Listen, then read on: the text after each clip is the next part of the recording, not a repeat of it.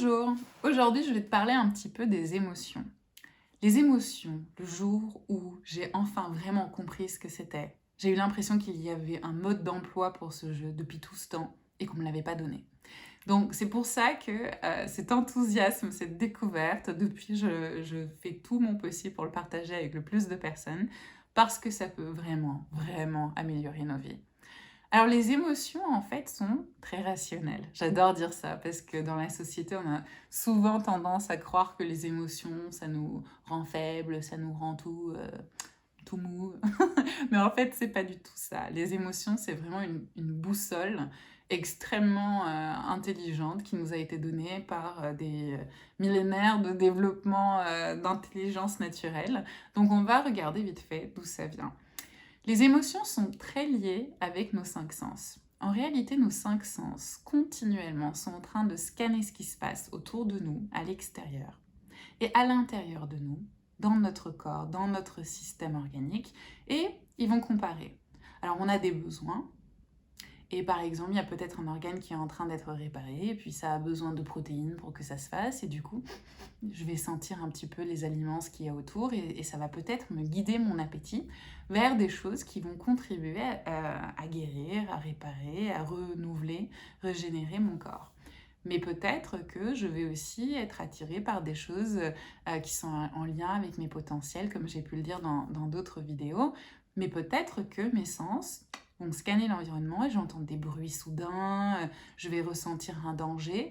Donc, de cette manière-là, la nature nous a dotés d'équipements pour qu'on puisse savoir si ici c'est ok, c'est tranquille, je peux dormir ici cette nuit, ça a l'air d'être safe, ou si j'ai des besoins. Donc c'est un système de navigation en fait. Donc tout ce que nos cinq sens nous rapportent, s'il y a quelque chose à faire, ça va se traduire en émotion. Donc si je ressens de la joie, première émotion clé, je vais avoir envie d'aller vers cette chose-là, parce que soit c'est bon pour me guérir, soit ça répond à quelque chose qui est un potentiel en moi, et ça peut me permettre de grandir. Mais en tout cas, s'il y a de la joie, l'action que me demande ma nature, c'est de rester dans cet environnement, d'apprécier, de le vivre pleinement. Deuxième grande émotion, il y a des familles d'émotions et dans chacune de ces quatre familles, il peut y avoir différents types d'émotions, différents types d'intensité. Par exemple, dans la colère, on peut dire je suis un petit peu frustré, mais on peut aussi être furieux. Donc vous voyez bien que ça dépend des niveaux d'intensité, comment on va les ranger, mais il y a quatre grandes familles. Donc il y a la joie, la colère, la peur et la tristesse. La colère, c'est l'émotion qui me dit tranquille, j'étais en train de marcher et puis bim, il y a un mur.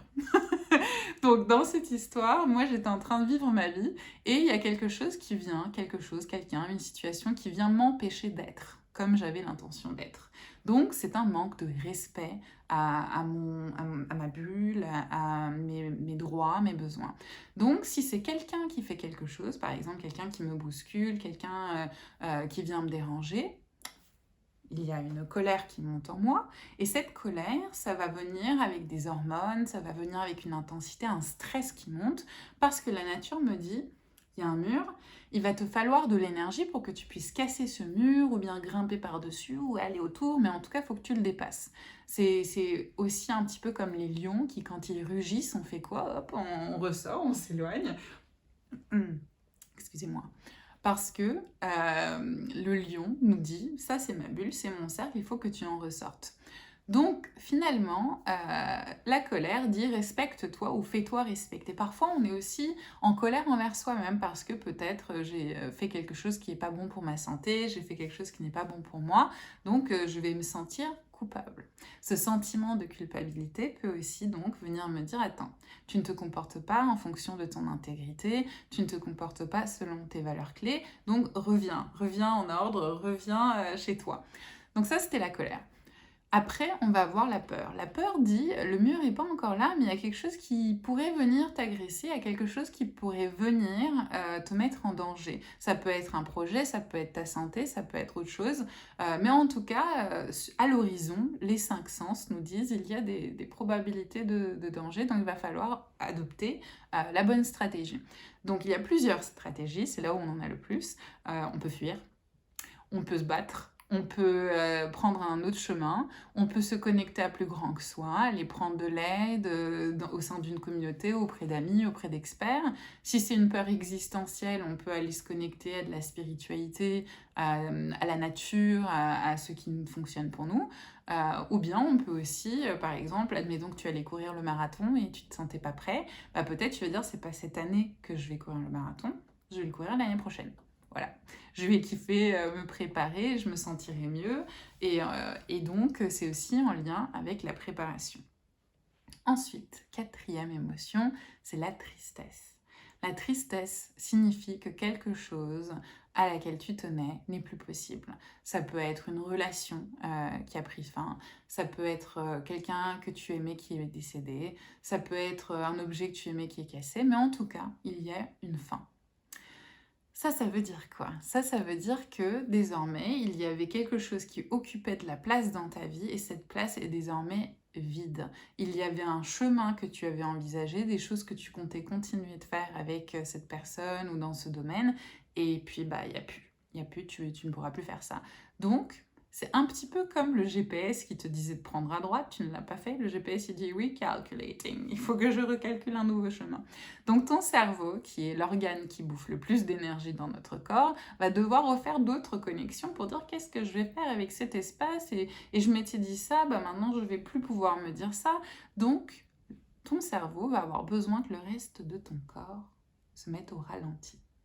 Donc, par exemple, si on revient à une explication hormonale, dans les larmes, tu vas avoir des hormones de relaxation parce que ton corps va se mettre en pause, tu vas avoir moins d'envie, tu vas avoir moins d'appétit, tu vas te mettre au calme pour pouvoir accepter la fin qui a eu lieu et laisser ton cerveau refaire des connexions, accepter cet espace jusqu'à ce que la vie revienne petit à petit comme les fleurs qui ouvrent au printemps pour que tu aies de nouveau des appétits, de nouveau une envie d'occuper cet espace, d'en faire autre chose de beau et de joli.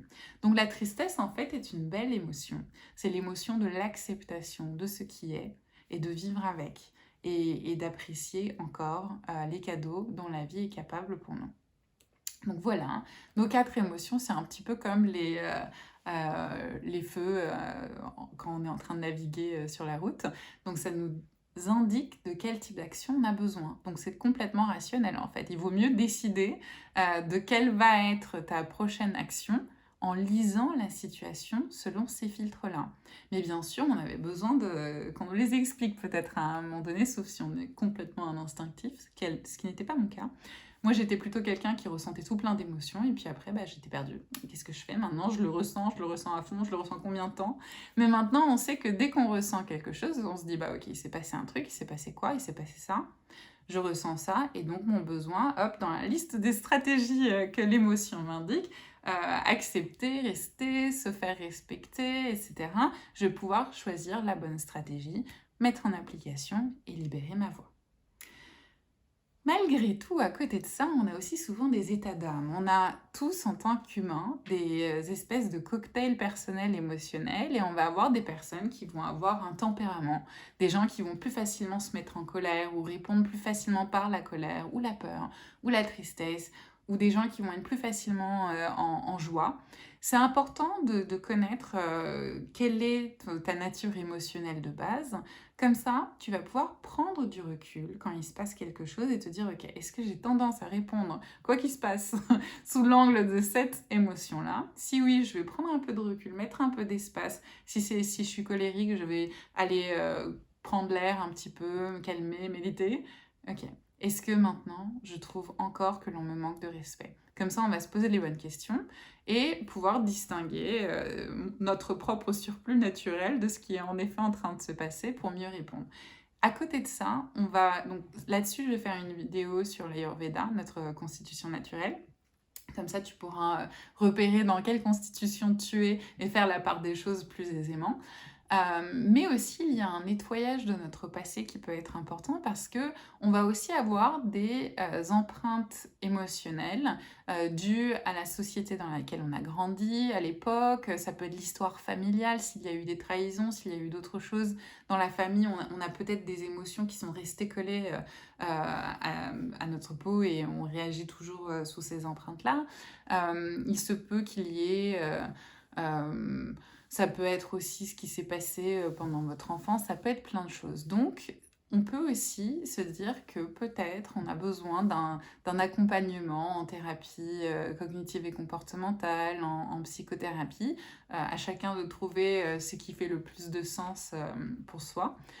Mais en tout cas, pour pouvoir utiliser cette boussole très rationnelle de l'émotionnel, on va avoir besoin de s'assurer d'avoir fait un nettoyage du passé pour se dire, ok, ce que je ressens là est vraiment en lien avec ce qui s'est passé maintenant. C'est mon instinct qui me le dit, c'est mes sens qui me le disent, et donc je peux m'y fier. Pour pouvoir s'y fier, il faut donc faire un petit nettoyage parfois. Et puis parfois, on peut direct comprendre et mettre en application et utiliser. Mais en tout cas, on sait désormais qu'au sein de chacun, on a une boussole très intelligente qui n'attend qu'une chose, c'est d'être utilisée pour que chacun comprenne ses propres besoins et puisse les communiquer d'une meilleure façon avec les autres. Donc, les émotions vont vraiment servir notre communication et puis la vie en communauté. Ça va bien nous aider aussi. Voilà, j'espère que ce mode d'emploi te sera aussi utile que ça l'a été dans ma vie. Et puis, je te dis à très vite.